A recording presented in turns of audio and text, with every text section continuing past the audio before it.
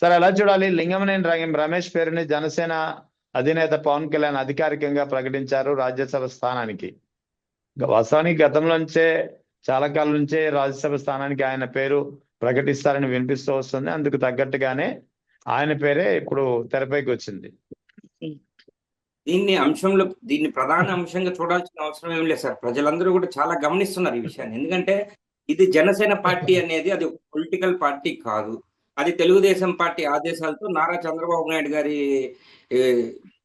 ఆయన ఉద్దేశంతో పుట్టినటువంటి పార్టీ జనసేన పార్టీ. కేవలం ఓట్లను చీల్చి, కాపుల ఓట్లను చీల్చి మన జగన్మోహన్ రెడ్డి గెలవకూడదు అనే దానికోసం వాళ్ళు వేసుకున్న ఒక పొలిటికల్ స్కెచ్ లో పుట్టిన పార్టీ. మనం ఆల్రెడీ గతంలో చెప్పాం, ఇది తెలుగుదేశం పార్టీకి బి పార్టీ అంతే తప్ప దీనికంటూ ప్రత్యేకమైనటువంటి ఎజెండా లేవు, ఒక ప్రత్యేకమైనటువంటి జెండా ఏమీ లేదు. ఈ జనసేన పార్టీ ఫస్ట్ నుంచి తెలిసిందే. ఇప్పుడు ఆయన ఉన్నటువంటి 21 మంది ఎమ్మెల్యేల విషయాన్ని కూడా మనం వస్తే ఓన్లీ జనసేన పార్టీ ఫస్ట్ నుంచో లేదంటే 2018 నుంచో 19 నుంచో ట్రావెల్ చేసిన వాళ్ళు చూసుకుంటే 5 మంది ఎక్కువ ఉన్నారు సార్.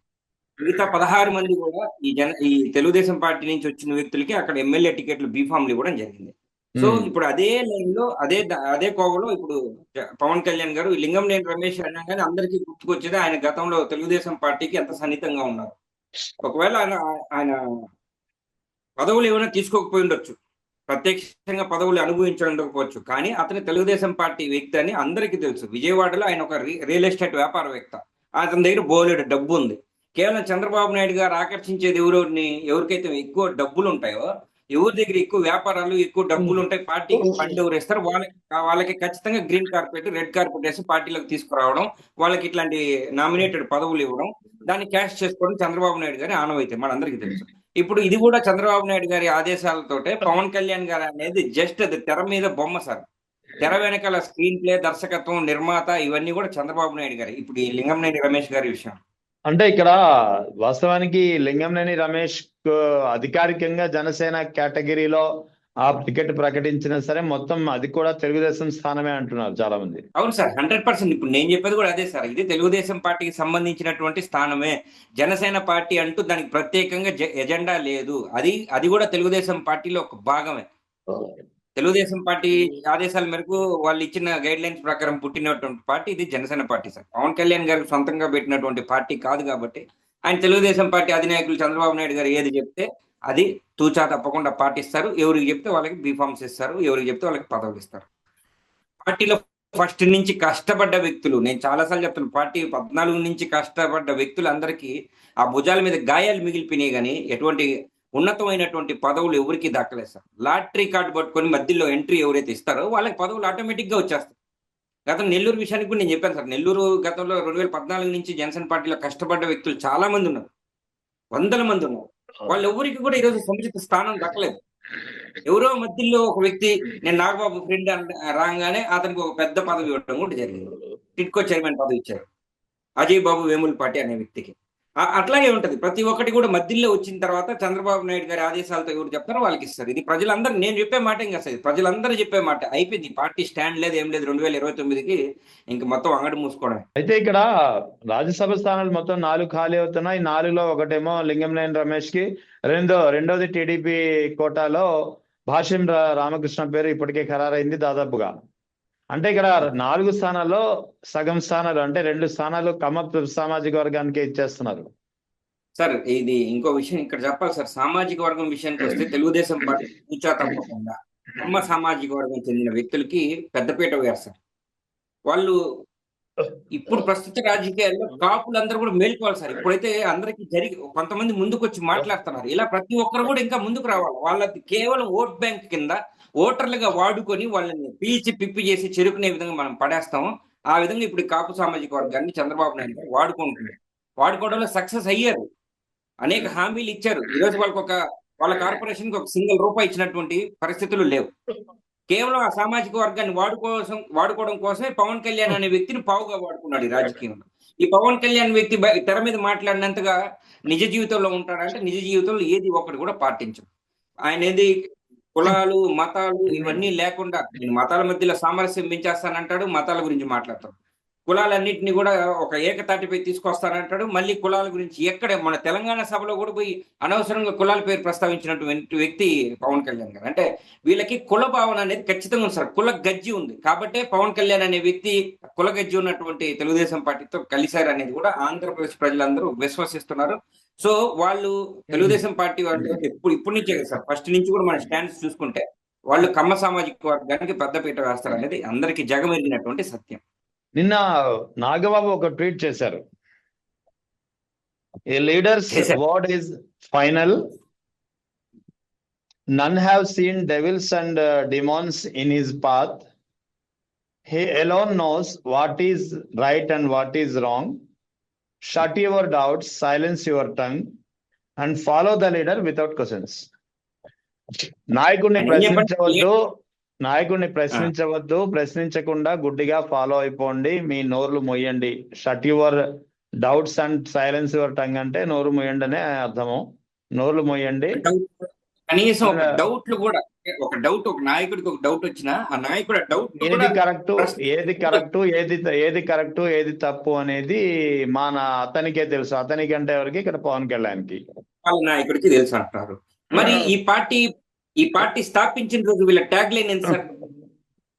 ప్రశ్నించడానికి పార్టీ పెట్టింది. ప్రశ్నించడం కోసం అన్నారు. పవర్ కోసం కాదు, ప్రశ్నించడం కోసం. అంటే ఇప్పుడు నాగబాబు గారి ఉద్దేశం ఏది? మా నాయకుడికి అన్ని తెలుసు అన్నప్పుడు మా పార్టీ వైఎస్ఆర్సీపీ పార్టీ జగన్మోహన్ రెడ్డి గారికి అన్ని తెలీదా? లేదంటే తెలుగుదేశం పార్టీ చంద్రబాబు నాయుడు గారికి అన్ని తెలియవా? ఆ రోజు మీరు ఎలా ప్రశ్నిస్తామని ముందుకు వచ్చారు? మాకు పవర్ తో పని లేదు, మేము ప్రశ్నిస్తాం, ప్రజల తరపున ప్రజల పక్షాన నిలబడి మేము ప్రశ్నిస్తాం అన్నారు. మరి ఈ నాగబాబుకి అంత సెన్స్ లేకుండా ఈరోజు అటువంటి ట్వీట్ చేయడం ఎంతవరకు సబబో అది ఆయన విజ్ఞతకే మనం వదిలేయాలి సార్. ఎందుకంటే మీరు మాత్రం చేసే సంసారం పక్కనోడు చేస్తే వ్యభిచారం అనే ధోరణి కిందే వస్తుంది సార్. ఇది మీరు చేస్తే సంసారం పక్కనోడు చేస్తే వ్యభిచారం అనే ధోరణి కిందే వస్తుంది నాగబాబు గారు. ఇప్పుడు దాని మీద మనం చూస్తున్నాం సార్. ఆయన వేసిన ట్వీట్ మీద ప్రకాష్ రాజు గారు స్పందించారు. మేము బానిసలం కాదు, మేము బానిసల బతకలేము. నాయకుడు అనేవాడు ఖచ్చితంగా ప్రశ్నించినప్పుడు సమాధానం చెప్పి తీరాల్సిందే, మేము ప్రశ్నిస్తాం ప్రజల తరపున అని ప్రకాష్ రాజు గారు ట్వీట్ చేశారు. కానీ ఇంక మీద నెక్స్ట్ జరగబోయే పరిణామాలు ఏ విధంగా ఉంటాయంటే, నాగబాబు అనే వ్యక్తివి చాలా చీప్ అండ్ ఇంకా చెప్పాలంటే సార్ ఒక రాజకీయ నాయకుడికి ఉన్నటువంటి ఏ లక్షణాలు లేనటువంటి వ్యక్తి నాగబాబు గారు. దానికోసం ఆయన ఎంత దిగజారైనా ప్రవర్తిస్తారు సార్. ఫర్ ఎగ్జాంపుల్ ఉదాహరణ చెప్తున్నా, గతంలో పవన్ కళ్యాణ్ గారికిను నందమూరి బాలకృష్ణ గారికి సంభాషణ జరిగింది.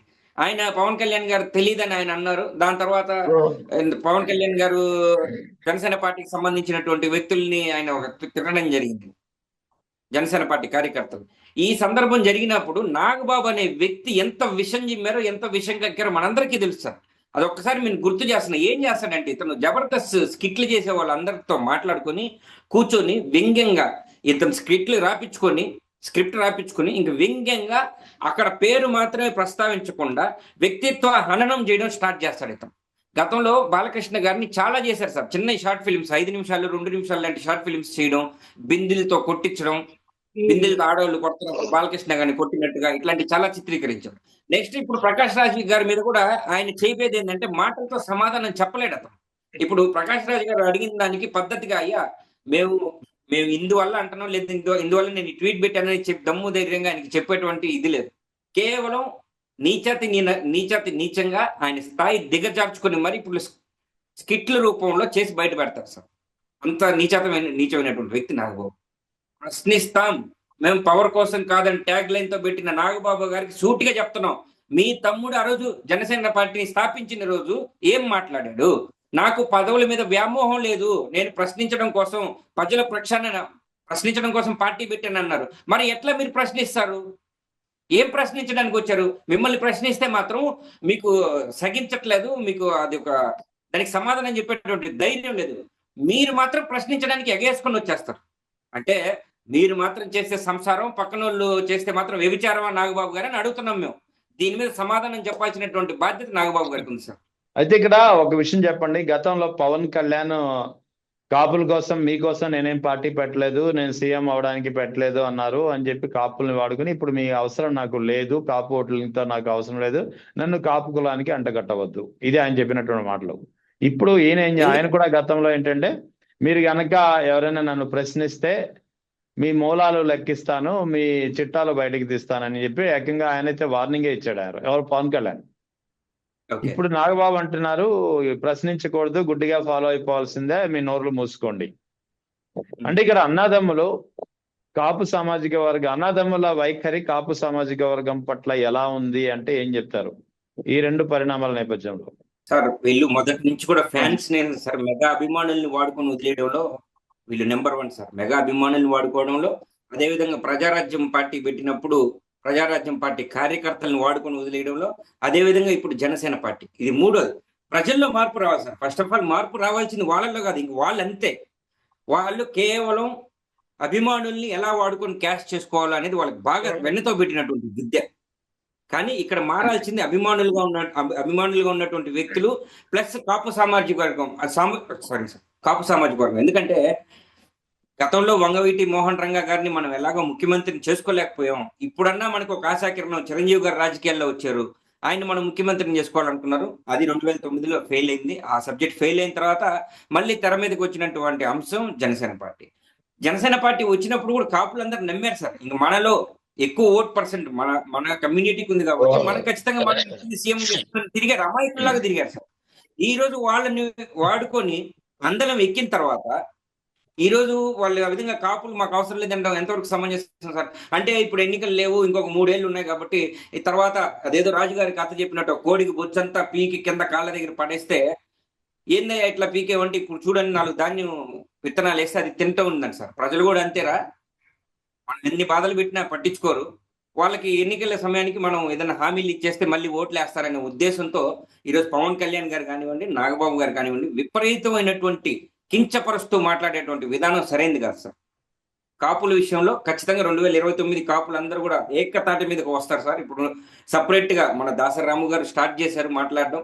ఆ పార్టీలో ఎన్ని ఇబ్బందులు ఉన్నాయో, ఎన్ని కష్టాలు పడుతున్నారో జనసేన పార్టీ కార్యకర్తల గురించి చెప్పారు. కాపుల్ని ఏ విధంగా మీరు మభ్య పెట్టారు, మీరు కాపు సొసైటీకి ఇస్తున్నటువంటి డబ్బులు ఎటు పోయినాయి, ఇవన్నీ ప్రశ్నించిన దానికి ఈ రోజు ఆయన మీద కూడా ఒక ముద్రేసేస్తారు సార్. పేటీఎం అని ఒక ముద్రేసి ఆయన్ని కూడా అమ్మనా బూతులు తిడుతుంటే కనీసం ఇది తప్పు, ఇది మన పార్టీ కార్యకర్తలు ఇలా చేయకూడదు, ఒక 10 సంవత్సరాలు 12 సంవత్సరాలు మన పార్టీ కష్టపడ్డ వ్యక్తులు వాళ్ళు అని ఒక స్టేట్మెంట్ ఇచ్చిన పాపాను పోలా పవన్ కళ్యాణ్. అంటే నీకోసం పనిచేస్తే మాత్రం వాళ్ళు ఏ బూతులు మాట్లాడినా, వాళ్ళు ఇంకేది చేసినా సరే అవన్నీ రైట్. అంటే మనం ప్రస్తుత అంశం తీసుకున్నాం సార్. మీ పార్టీలో ఉండి ఏది చేసినా అంటే రైల్వే కోడూరు ఎమ్మెల్యే అరవ శ్రీధర్ ఆయన ఏం చేసినా సరే అది కరెక్టే, దాని మీద ప్రశ్నించు. రేపు ఒకవేళ అరవ శ్రీధర్ మీ పార్టీ నుంచి వెళ్ళిపోతే అరవ శ్రీధర్ ఆ రోజు రేపిస్టు, ఆ రోజు స్త్రీలని అగౌరవపరిచాడు, ఆ రోజు కేసులు పెట్టేదానికి చూస్తారు సార్. అంటే వీళ్ళు ఎప్పుడు కూడా వాడుకుని వదిలేయడంలో దిట్ట. వీళ్ళని ప్రశ్నిస్తే మాత్రం ఒక పేటీఎం అని ముద్రేస్తారు సార్. మారాల్సింది, నేను ఒకటే చెప్తున్నా, మారాల్సింది జనసేన పార్టీ కార్యకర్తలు, జనసేన పార్టీ నాయకులు మారాల. రేపు మీ పరిస్థితులు కూడా రోడ్డు మీద పడతాయి దారుణం. ఈ రోజు కాపులు అన్నారు, కాపులు కాకుండా ఇతర కులాలకు సంబంధించిన వాళ్ళందరూ కూడా పనిచేస్తున్నారు కదా, మీరు ఈ రోజైనా మేల్కోవాలా. రేపు కాపులకి ఏదైతే జరిగిందో రేపు మీకు కూడా అదే జరగద్ది. కమ్మోళ్ళైనా కావచ్చు, అది రెడ్డి సామాజిక వర్గం కావచ్చు, ఇంకేదైనా sir, what ever it is. రేపు మీకు ఏం చేయబోతున్నాడు అనేది పవన్ కళ్యాణ్ గారు ఉదాహరణగా మొన్న మాట్లాడారు కాపుల గురించి. రేపు వీళ్ళని మనం ఏం చేయబోతున్నాం, వీళ్ళకి కూడా రేపు ఎటువంటి సమాధానం. ఈయన ఎవరికి ఏ న్యాయం చెయ్యడు. ఈ రోజు కాపులు మా సొసైటీకి మీరు ఏమి ఇచ్చారు, మా సొసైటీకి ఏం డబ్బులు ఏమైనా ఇచ్చారా, మా కార్పొరేషన్ కానీ వాళ్ళని నిలదీసినప్పుడు నేను మీ కాపుల వ్యక్తిని కాదు, నేను మాదిగులకి, మాలలకి, చాకలకి, కుమ్మరికి, పద్మశాలికి అని చెప్పి అన్ని పేర్లు చెప్పుకొచ్చారు. ఏ కార్పొరేషన్ వాళ్ళు వచ్చి సార్ మాకు ఇది చేయండి అంటే అప్పుడు ఈయన చెప్పి యూనివర్సల్ గా ఒక సమాధానం పెట్టుకున్నాడు, నేను మీకు ఒక్కడికే కాదు అందరికీ న్యాయం చేయాలి. ఓవరాల్ గా చూస్తే ఏ ఒక్కరికి కూడా న్యాయం చేసేటువంటి పరిస్థితి లేదు. ఎందుకంటే ఇతను ఇంకొక వ్యక్తి చేతిలో కీలుబొమ్మ. వాళ్ళు ఎలా లాగి ఎలా ఆడిస్తే అలా ఆడాల్సిందే ఈయన బతుకు. సో ప్రతి ఒక్కరు కూడా మేల్కొల్పు లాంటిది సార్. ఈరోజు పవన్ కళ్యాణ్ గారు కాపుల గురించి మీరు మాకు అవసరం లేదు అని ఆయన చెప్పినా, లేదా నాగబాబు గారు పెట్టినటువంటి ట్వీట్ ఏదైతే మీరు అధినాయకుడిని ఫాలో అవ్వాలి, గుడ్డిగా ఫాలో అవ్వాలంటే కుదరదు. గుడ్డిగా ఫాలో అయితే ఎక్కడో దగ్గర గొంతలో పడతారు, కాలు చేతులు ఇరుగుతాయి. ఆ ఇరగక ముందే అప్రమత్తంగా ఉండండి. మీకు ఒక నష్టం జరగకముందే అప్రమత్తంగా ఉండి బయటపడండి అని మేము చెప్తున్నాం. అయితే ఇక్కడ కాపుల మనోభావాలతో ఇద్దరు ఆటలాడుకుంటున్నారా అంటే ఏం చెప్తారు మీరు? 100% ఆడుకుంటున్నారు సార్.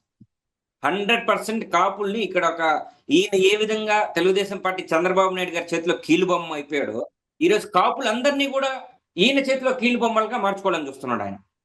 కాపులందరూ కూడా పవన్ కళ్యాణ్ గారి చేతిలో కీలుబొమ్మలుగా మారారు. అంటే ఈయన తాడు కొట్టుకొని లాగా ఆడేస్తుంటే వాళ్ళు ఆడాలి. ఎందుకంటే ఈయన ఆల్రెడీ ఆడుతున్నాడు కదా, ఈయన ఆల్రెడీ చంద్రబాబు నాయుడు గారి చేతిలో ఆడుతున్నాడు కాబట్టి వాళ్ళు కూడా ఆడాలి. వాళ్ళని నిజంగా సార్ మానసికంగా చాలా కుంగిపోతున్నారు కాపులు. చాలా మంది జనసేన పార్టీలో నాకు తెలిసిన మిత్రులు కొంతమంది వాళ్ళు ఈ రోజుకి నేను మాట్లాడతా, చాలా మంచిగా ఫ్రెండ్షిప్ చాలా బాగుంటుంది మాకు. కానీ ఈ విషయానికి వచ్చేసరికి మాత్రం జనసేన పార్టీని ఖచ్చితంగా వాళ్ళే దూషిస్తున్నారు, కానీ బయటపడలేకపోతున్నారు సార్. ఎందుకంటే ఇప్పుడు బయటపడితే వాళ్ళు మామూలు పేటీఎం అని తిడతారేమో, అమ్మన బూతులు తిడతారేమో, తల్లి తండ్రి అక్క చెల్లి బిడ్డలు అని లేకుండా దూషిస్తారు. ఇట్లాంటి మాటలు మేము తీసుకోలేం కాబట్టి సచ్చిన పాము లెక్క మేము బతకతాం ఈ పార్టీలో కొంతకాలం చూస్తాం. 2029 ఎన్నికలకు ముందు ఒక డెసిషన్స్ తీసుకుని పార్టీ మారాలనే ఆలోచనలో ఉన్నాం, మారిపోతాం. ఈయనకి ఊడిగం చేయడానికి మేము సిద్ధంగా లేము జీవితకాలం. మేము లేదంటే తర్వాత మా తరం వాళ్ళు వీళ్ళకి ఊడిగం చేయడానికి సిద్ధంగా లేము అనేది కాపుల్లో స్టార్ట్ అయినటువంటి రెవల్యూషన్ సార్.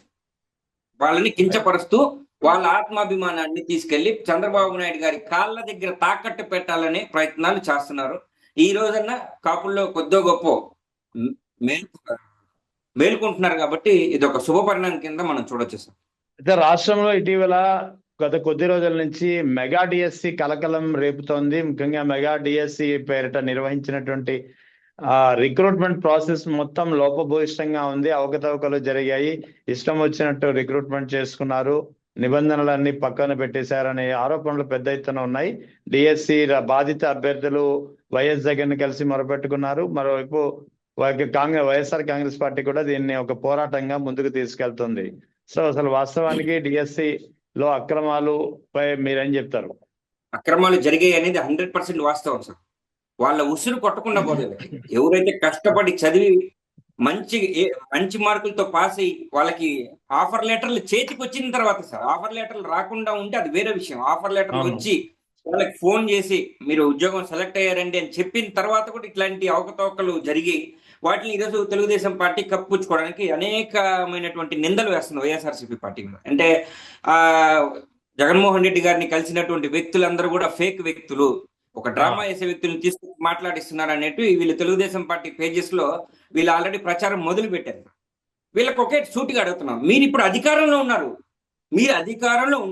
జగన్మోహన్ రెడ్డి గారు ఎవరినో పెయిడ్ ఆర్టిస్టులు తీసుకొని వచ్చి డ్రామా చేయించారు అంటున్నారు కదా, వాళ్ళందరూ ఫేసులు రివీల్ చేయించారు, వాళ్ళందరూ వీడియోస్ లో మాట్లాడున్నారు, వాళ్ళ ఐడెంటిటీ కూడా రివీల్ అయి ఉంది. సో మీరు ఈరోజు ఎంక్వైరీ చేయండి, ఎంక్వైరీ చేయించి అది నిజం అబద్ధం కనుక్కొని ఒకవేళ నిజంగా జగన్మోహన్ రెడ్డి గారు అబద్ధం చెప్పించుంటే మీరు వాళ్ళందరి మీద కేసులు ఎందుకు పెట్టకూడదు, లీగల్ ప్రాసెస్ ఎందుకు చేయకూడదు? మీరు ఎందుకు లీగల్ ప్రాసెస్ చేయట్లేదు? కొత్త విషయాలు బయటకు వస్తున్నాయి. స్పోర్ట్స్ కోటాలో గోల్డ్ మెడల్ సాధించిన వ్యక్తి అక్కడ తీర వాళ్ళ ఎంట్రీ చూస్తే సిల్వర్ మెడల్ కింద రావడం, ఇవన్నీ కూడా పలు అనుమానాలకి దారెత్తుతున్నాయి సార్. ఇది మా నెల్లూరు జిల్లాలో మా పర్వతరెడ్డి చంద్రశేఖర్ రెడ్డి గారు ఈ ఉద్యమాన్ని స్టార్ట్ చేశారు సార్. ఆడియో క్లిప్పింగ్స్ కూడా బయట పెట్టారు. 15 లక్షల రూపాయలు, కేవలం 15 లక్షల రూపాయలు ఇస్తే చదువుకుని ఎగ్జామ్ రాసి పాస్ అయిన వాడికి ఉద్యోగం లేదు. వాడు ఎక్కడో అసలు అప్లైయే చేయలేనటువంటి వ్యక్తి వచ్చి 15 లక్షలు ఇస్తే ఉద్యోగం గ్యారెంటీ. ఇది వాస్తవంగా ఇది జరిగినటువంటి సార్. ఇది వైఎస్ఆర్సీపీ పార్టీ వదిలేటువంటి పరిస్థితిలో లేదు. దీని మీద ఇటీవల జగన్మోహన్ రెడ్డి గారు ఒక కమిటీ కూడా వేయడం జరిగింది. అందులో భాగంగా మా నెల్లూరు సిటీ నియోజకవర్గానికి సంబంధించినటువంటి ఎమ్మెల్సీ శ్రీ పర్వతరెడ్డి చంద్రశేఖర్ రెడ్డి గారు కూడా ఉండడం మా అందరికి చాలా ఆనందకరమైనటువంటి విషయం సార్. అతను ఆల్రెడీ టీచర్స్ ఎమ్మెల్సీ. చాలా అనేక సందర్భాల్లో ఈ ప్రెస్ మీట్లు కానీ ప్రతి ఒక్క దాంట్లో విత్ ప్రూఫ్స్, ఆధారాలతోటి, నిరాధారమైనటువంటి ఆరోపణ కాదు సార్, ఆధారాలతోటి ఆరోపిస్తుంటే వాళ్ళు మాత్రం దాన్ని తిప్పికొట్టే పరిస్థితులు లేక పెయిడ్ ఆర్టిస్టులు అని చెప్పి ప్రచారం చేసుకుంటున్నారు. అంటే ప్రజలకి విషయాలు తెలియకుండా, ఎక్కువ సోషల్ మీడియాని ఎవరైతే ఫాలో అవుతున్నారో ఆ వ్యక్తులకు తెలియకుండా ఉండాలంటే వీళ్ళు తప్పుడు ప్రచారాలు ఈరోజు వాళ్ళ సామాజిక మాధ్యమాల్లో అన్నిట్లో స్టార్ట్ చేయడం జరిగింది సార్. 100% చదువుకుని పాస్ అయిన వాళ్ళ ఉసురు ఇళ్ళకి తగలకుండా పోదు. దీని మీద నారా లోకేష్ గారు ఖచ్చితంగా సమాధానం చెప్పి తీరాలి. ఆయన కూడా నారా లోకేష్ రష్యా పర్యటనలో ఉన్నారు. దీనిపై నిన్న కేబినెట్ సమావేశంలో కూడా చంద్రబాబు నాయుడు దీన్ని ఎందుకు కౌంటర్ చేయలేకపోతున్నారు, ఇది తన కుమారుడికి సంబంధించినటువంటి విద్యాశాఖకు సంబంధించినటువంటి వ్యవహారం అంటూ చెప్పడము, ఆ తర్వాత పవన్ కళ్యాణ్ కూడా మంత్రివర్గం సమావేశంలో పూర్తిగా ఉండకుండానే ఆయన మధ్యలోంచే వెళ్ళిపోయినటువంటి పరిస్థితి. సార్ మీరు గమనించండి, ఆల్రెడీ మన ప్రజా చైతన్య ఛానల్లో పరకాల ప్రభాకర్ గారు మాట్లాడినటువంటి అంశాలు ఏదైతే ఉందో ఈవీఎంల కేసు, దాని గురించి వీళ్ళు ఎక్కడా ప్రస్తావించట్లేదు సార్. ఎందుకంటే ప్రస్తావిస్తే వాళ్ళకి బొక్క బోర్ల పడతారు, వాళ్ళ విషయాలు బయటపడతాయి. అదొక అంశం మీద వీళ్ళు మాట్లాడారు సార్.